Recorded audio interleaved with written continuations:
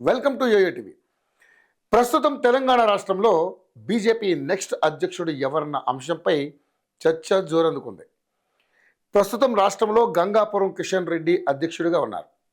BJP అధిష్టానం ఎప్పటి నుంచో దక్షిణాది రాష్ట్రాల్లో పాగా వేయాలని, ముఖ్యంగా తెలంగాణ రాష్ట్రంలో అధికారాన్ని చేపట్టాలని విశ్వ ప్రయత్నాలు చేస్తూ తన రాజకీయ వ్యూహాలకు పదును పెడుతోంది.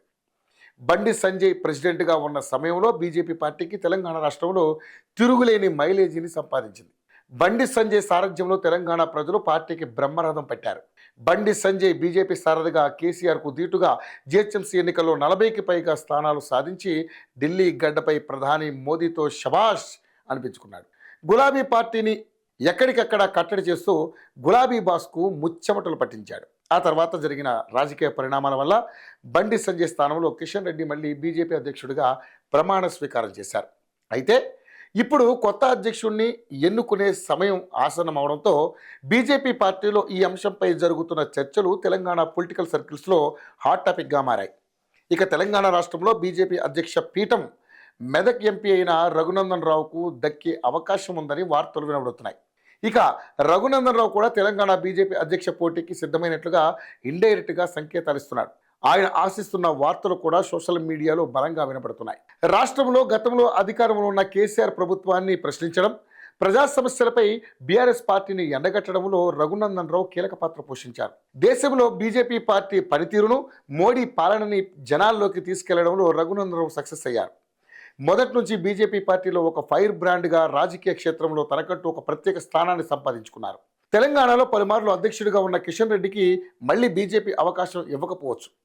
గతంలో బీజేపీ అధ్యక్షుడిగా బాధ్యతలు నిర్వహించిన బండి సంజయ్కి మళ్ళీ అధ్యక్ష పదవి ఇచ్చే అవకాశమూ లేకపోలేదు. తెలంగాణలో రోజు రోజుకు మారుతున్న రాజకీయ పరిణామాల నేపథ్యంలో బీజేపీలో ఈ అంశంపై ప్రధానంగా చర్చ జరుగుతోంది.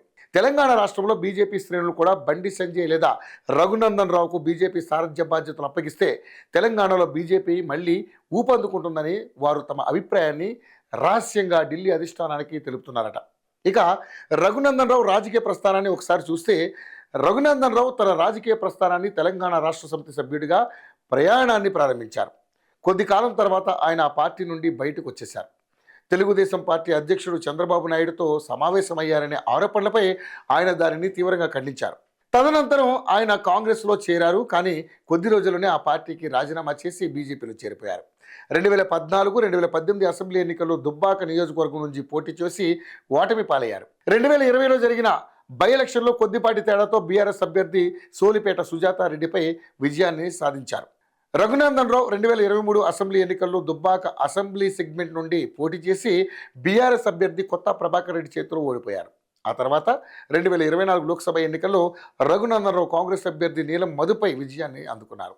ఇక బీజేపీ అధిష్టానం ఎవరికి కొత్త అధ్యక్ష పదవిని కట్టబెడుతుంది, ఎవరి వైపు మొగ్గు చూపుతుంది, మళ్ళీ కిషన్ రెడ్డికే బాధ్యతలు అప్పగిస్తుందా, లేదా బండి సంజయ్ని తొలగించి తప్పు చేశామని చెంపలేసుకుని మళ్ళీ బండికి మరోసారి అవకాశం ఇస్తుందా, లేదా కేసీఆర్ని ధీటుగా ఎదుర్కొనే కేసీఆర్ సామాజిక వర్గానికి చెందిన రఘునందన్ రావుకు తెలంగాణ కాషాయ పార్టీ బాధ్యతలు అప్పగిస్తుందా అన్నది మరికొంతకాలం వేచి చూడాలి.